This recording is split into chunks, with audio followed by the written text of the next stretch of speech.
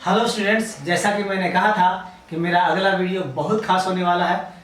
तो मैं आपको सबसे पहले बताऊंगा कि डीएलएड एंट्रेंस एग्जाम की यदि आप तैयारी कर रहे हैं तो पुराना जो सिलेबस था उसको भूल जाएं और जो नया सिलेबस आया है आप उसके हिसाब से तैयारी करें, उसके अनुकूल तैयारी करें। और चूंकि 1 महीना के अंदर सारे सब्जेक्ट को कवर करना है तो कैसे तैयारी करेंगे कि 1 महीने में सारा सब्जेक्ट को कवर किया जा सकेगा, मैं आपको बताऊंगा। लेकिन इसके लिए मेरे चैनल से जुड़े रहें और देखते रहें। तो सबसे पहले मैं सिलेबस की बात करता हूं कि सिलेबस ऑफ डीएलएड एंट्रेंस 2023 यानी डीएलएड के प्रवेश परीक्षा 2023 के लिए सिलेबस क्या है। तो सबसे पहले मैंने लिखा serial number, subject, number of question और मार्क्स। उसको समझिए। पहला नंबर पे मैंने लिखा हिंदी या उर्दू। हिंदी या उर्दू का मतलब यह हुआ कि वैसा स्टूडेंट जो हिंदी इंटरमीडिएट में 100 नंबर का रखा है वो उसके लिए हिंदी, और वैसा स्टूडेंट्स जो उर्दू 100 नंबर का इंटरमीडिएट में रखा है उसके लिए उर्दू।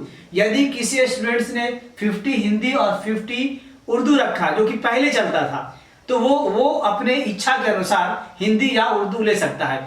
तो हिंदी या उर्दू से नंबर ऑफ क्वेश्चन यानी टोटल जो प्रश्नों की संख्या होगी वो 25 होगी और जो टोटल मार्क्स होगा वो भी 25 होगा। यानी एक एक प्रश्न के लिए एक नंबर होगा, यानी नंबर ऑफ क्वेश्चन 25 तो मार्क्स भी 25। और उसके बाद दूसरा सब्जेक्ट है मैथ। मैथ भी 25 नंबर का होगा और ये भी 1 नंबर के लिए 1 क्वेश्चन होगा, यानी 25 नंबर का क्वेश्चन तो 25 मार्क्स का, यानी नंबर ऑफ क्वेश्चन 25 तो फिर मार्क्स भी 25, यानी प्रत्येक प्रश्न के लिए 1 अंक निर्धारित होगा। इसके बाद साइंस में आइए। साइंस जो है वो 20 नंबर का होगा। ये साइंस 20 नंबर का होगा और इसके लिए संख्या निर्धारित जो मार्क्स है वो निर्धारित किया गया है 20, यानी प्रत्येक प्रश्न 1 अंकों का होगा। उसके बाद एसएसटी है जिसको आप जनरल नॉलेज भी कह सकते हैं, तो इसके लिए 20 मार्क्स होगा, यानी 20 क्वेश्चन होंगे और 20 मार्क्स का होगा, 20 नंबर का होगा। और इसके बाद इंग्लिश है जो 20, इसकी संख्या भी 20 होगी, इंग्लिश के प्रश्नों की संख्या 20 होगी और इसके अंकों की संख्या भी 20 होगी, यानी प्रत्येक प्रश्न 1 अंक का होगा। और इसके बाद रीजनिंग है, तो रीजनिंग जो है वो 10 नंबर का होगा और 10 क्वेश्चन इसके लिए निर्धारित है, प्रत्येक क्वेश्चन के लिए 1 नंबर निर्धारित है। तो इस तरह से ये सारे सब्जेक्ट के जो टोटल नंबर ऑफ क्वेश्चन आता है वो 120 और मार्क्स आता है 120। इसका मतलब ये हुआ कि प्रत्येक प्रश्न के लिए 1 जो है अंक निर्धारित है। लेकिन सबसे प्लस पॉइंट ये है स्टूडेंट्स कि इस बार निगेटिव मार्किंग बिल्कुल नहीं है, तो घबराना ही नहीं है। आप 120 में 120 को टच कर जाना है आपको और बिल्कुल निगेटिव मार्क्स से नहीं डरना है, क्योंकि इस बार निगेटिव मार्किंग नहीं है। ये आपके लिए बड़ा प्लस पॉइंट है। तो आपने देखा हिंदी और उर्दू, तो मैं आपको ये भी बताऊंगा कि ये हिंदी और उर्दू में कौन कौन सा विषय वस्तु निर्धारित है। मैं ये भी बताऊंगा कि मैथ में कौन कौन विषय वस्तु से सवाल पूछे जाएंगे। उसके बाद आपको मैं ये भी बताऊंगा कि विज्ञान यानी साइंस में कौन कौन, जैसे फिजिक्स में क्या पूछा जाएगा, केमिस्ट्री से क्या होगा, बायोलॉजी से क्या होगा और इसके लेवल्स क्या होंगे, मैं ये भी बताऊंगा। और इसके बाद एसएसटी यानी जीएस, तो जीएस में क्या सवाल होगा, जैसे आपका हिस्ट्री से क्या होगा, जियोग्राफी से क्या होगा, सिविक्स से क्या होगा यानी नागरिक शास्त्र से क्या होगा, मैं ये भी बताऊंगा और उसका लेवल क्या होगा ये भी बताऊंगा। इसके बाद इंग्लिश, तो इंग्लिश जो है वो 20 मार्क्स का होगा। तो इंग्लिश में कौन कौन सा सब्जेक्ट, इंग्लिश में कौन कौन सा विषय वस्तु यानी कौन कौन सा चैप्टर जिसको आप कहते हैं पाठ्य कहते हैं, जैसे में पार्ट्स ऑफ स्पीच है या फिर जो है सो सिंथेसिस है या फिर जो है सो सब्जेक्ट वर्ब एग्रीमेंट है, ऐसे कौन कौन से एडियम्स है, फ्रेजेस है, तो किस चीजों से सवाल किया जाएगा, मैं ये सारी बात आपको बताऊंगा। आप मेरे चैनल से जुड़े रहें। इसके बाद रीजनिंग है, तो रीजनिंग का क्या मॉडल होगा, रीजनिंग किस तरह का पूछा जाएगा, यानी जो है वो कंस्ट्रक्टिव बेसिस पे होगा या फिर जो है सो वो सिर्फ लिखित बेसिस पे होगा, ये रीजनिंग किस तरह का किया जाएगा, पूछा जाएगा। मैं इन सभी सवालों का जवाब आपको मैं बताऊंगा, आप मेरे वीडियो से बने रहे। ये सभी का लेवल मैं अगर आपको बता देना चाहता हूं कि लेवल क्या होगा, यानी किस स्तर का सवाल किया जाएगा, तो आप जान लीजिए कि मैथ हिंदी या उर्दू है, तो इसमें तो मैं चूंकि आपको चैप्टर बताऊंगा कि कौन किस किस चैप्टर से पूछा जाएगा, लेकिन मैथ का लेवल आप जान लीजिए 9 to 10 होगा। मैथ का लेवल 9 to 10 होगा, और साइंस का लेवल भी 9 to 10 होगा, और एसएसटी का लेवल भी 9 to 10 होगा। ये लेवल जान लीजिए, यानी मैथ जो आपको कम से कम जानकारी होनी चाहिए वो 9वां से लेकर 10वां तक के जो भी मैथ्स हैं वो आपको जानकारी होनी चाहिए। अब सवाल है कि मैथ में क्या पूछा जाएगा, जैसे संख्या पद्धति पूछा जाएगा, ठीक है।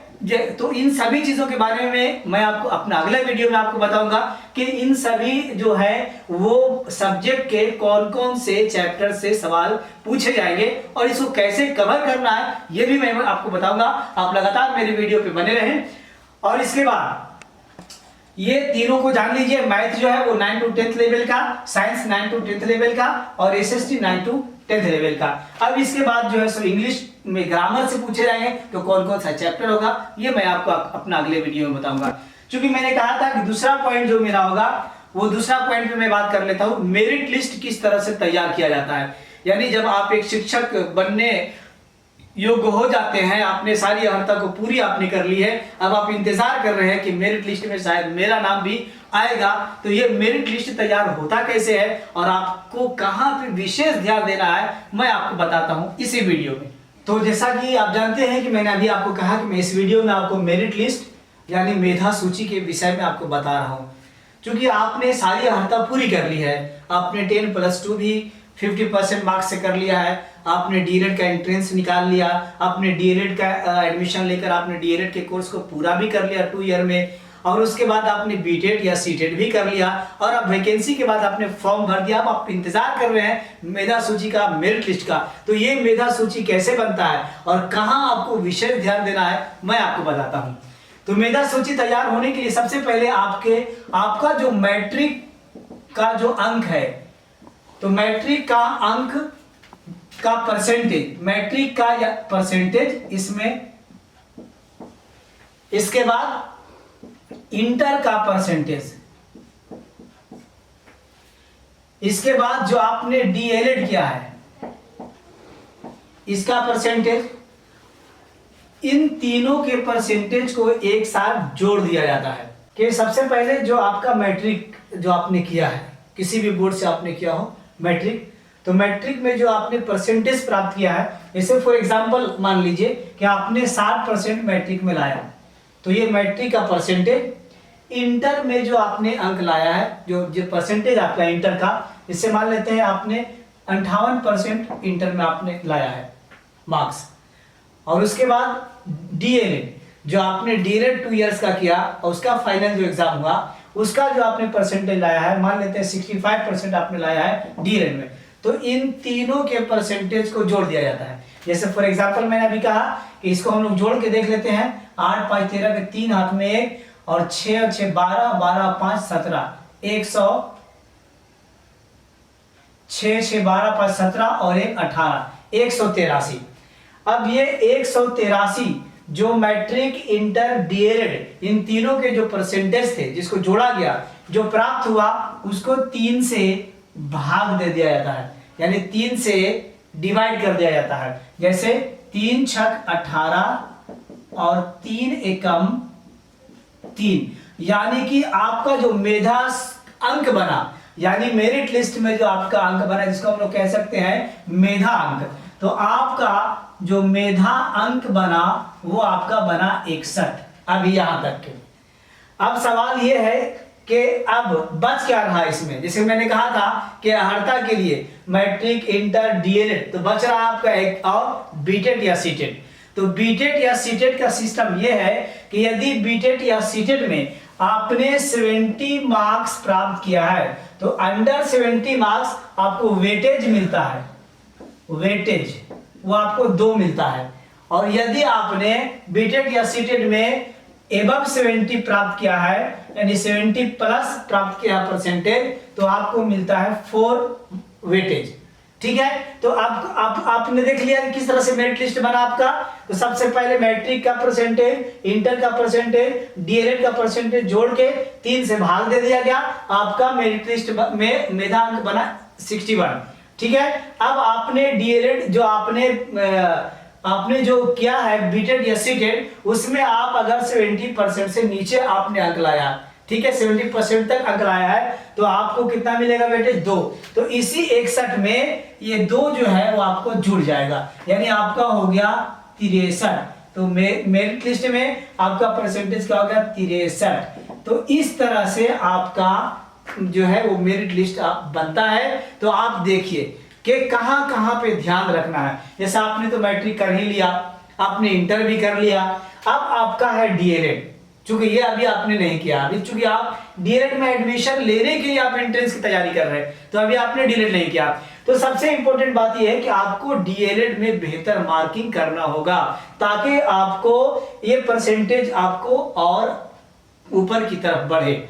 और दूसरी बात यहाँ कि ये जो वेटेज आप देख रहे हैं, वेटेज इतना जबरदस्त चीज है, क्योंकि जैसे ही आपका वेटेज इसमें प्लस होता है तो सीधे आप ऊपर चले जाते हैं। तो इसको ध्यान रखना है कि 70% से प्लस ही आपको सीटेड या बीटेड में लाना है। अगर आप 70 से प्लस 1% भी प्लस लाते हैं, 71 लाते हैं, तो आपका वेटेज सीधे 4 हो जाता है, और ये 4 सीधे आपको मेधा अंक में जाकर जुड़ जाता है।